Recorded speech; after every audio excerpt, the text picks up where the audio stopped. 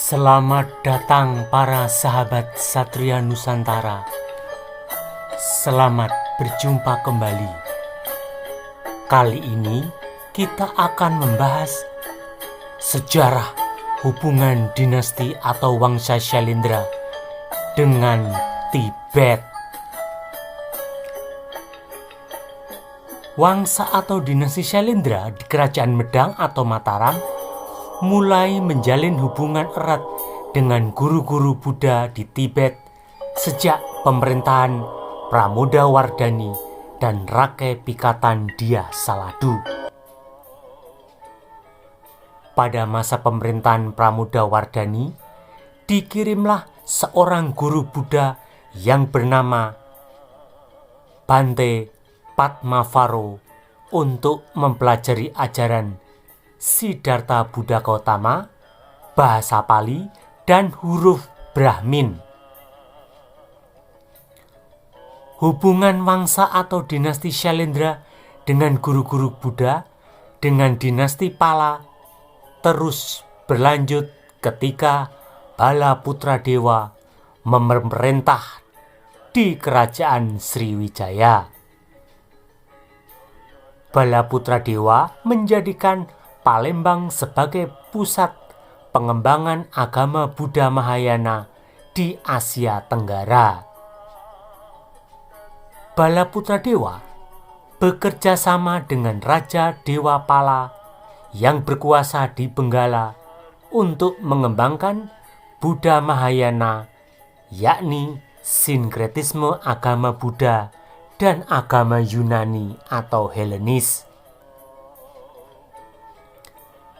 Sejak masa kekuasaan Raja Balaputradewa, Kerajaan Sriwijaya menjalin hubungan diplomatik dengan Kerajaan Pala di Benggala, India. Atas permintaan penguasa Pala, Maharaja Dewa Pala, Balaputradewa mendirikan sebuah biara untuk guru-guru Buddha dan mahasiswa Buddha di Universitas Nalanda di Magadha. Sejak abad ke-7 Masehi, para pendeta Buddha dari Cina belajar bahasa Sanskerta di Sriwijaya sebelum mereka pergi ke India untuk belajar dan memperdalam ajaran Buddha. Salah satu pendeta Buddha terkenal yang pernah belajar bahasa Sanskerta selama 6 bulan, yakni pada tahun 671 adalah Yijing atau Yixing. Yijing adalah pendeta Buddha Cina yang belajar ajaran Buddha di India. Yijing pergi ke Sriwijaya sebelum belajar ke Universitas Nalanda di India. Pada abad ke-10 Masehi, seorang pendeta guru besar Buddha dari Universitas Nalanda bernama Dharmakirti pergi ke Sriwijaya. Dharmakirti adalah seorang guru Buddha yang berasal dari Kanci atau Swansang. Ia pergi ke Kerajaan Sriwijaya untuk belajar Buddha hingga akhir hayatnya.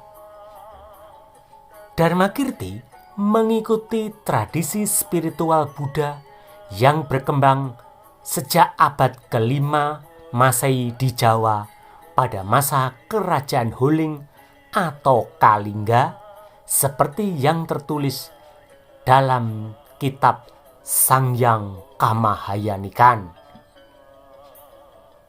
Dharmakirti adalah seorang guru Buddha yang mencapai morca atau amerta siddhi di Sriwijaya.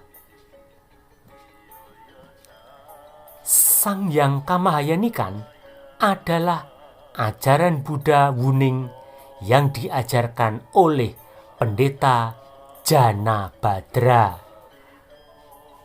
Janabhadra adalah adik Sambadra.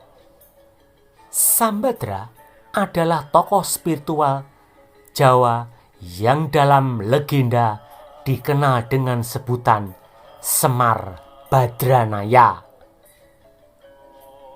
Setelah mempelajari agama Buddha yang diajarkan oleh Siddhartha Buddha Gautama, Janabhadra mengambil kesimpulan induk ajaran Buddha sebenarnya berasal dari kepercayaan suci Wuning yang merupakan kepercayaan orang Jawa keturunan Wangsa Candra.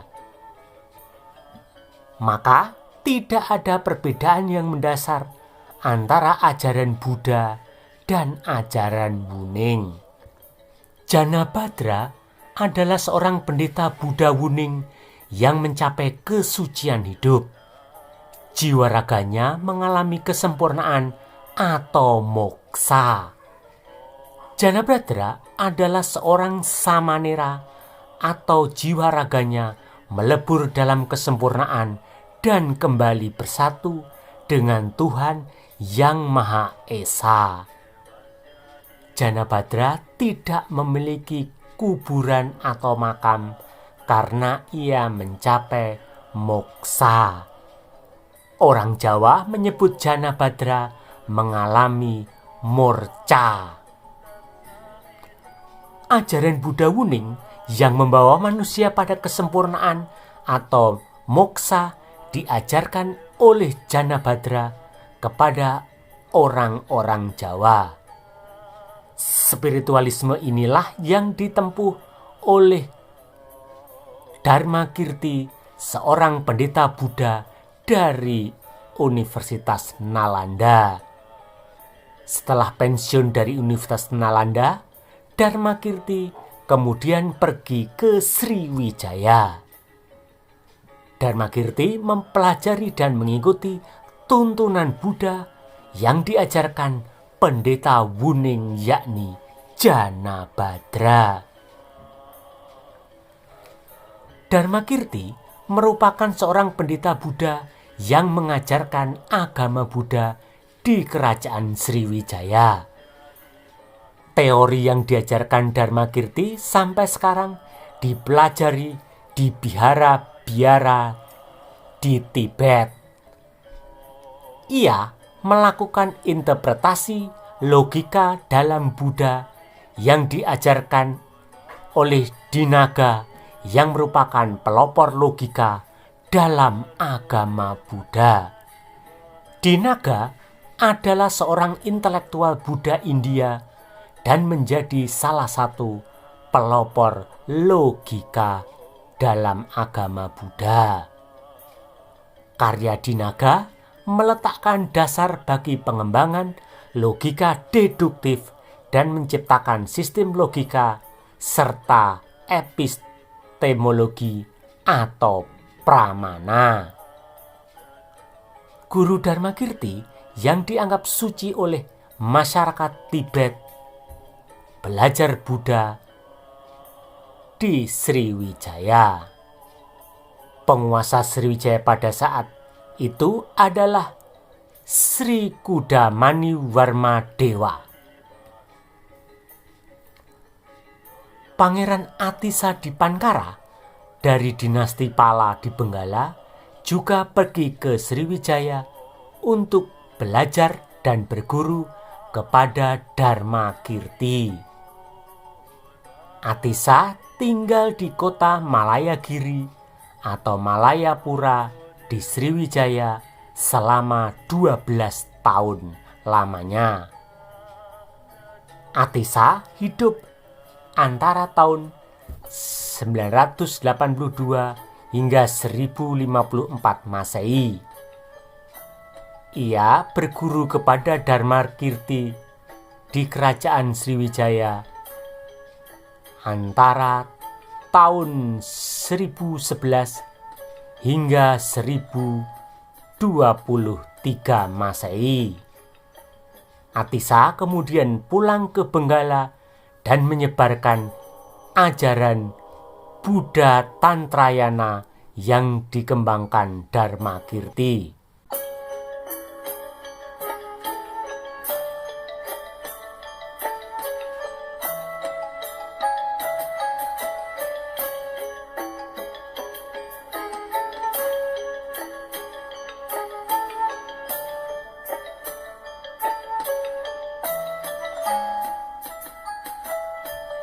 Semasa Atisa berada di Nusantara, ia juga berkunjung ke wilayah Elo Progo, yakni kawasan di antara dua sungai, yakni Sungai Elo dan Sungai Progo di dekat Candi Borobudur.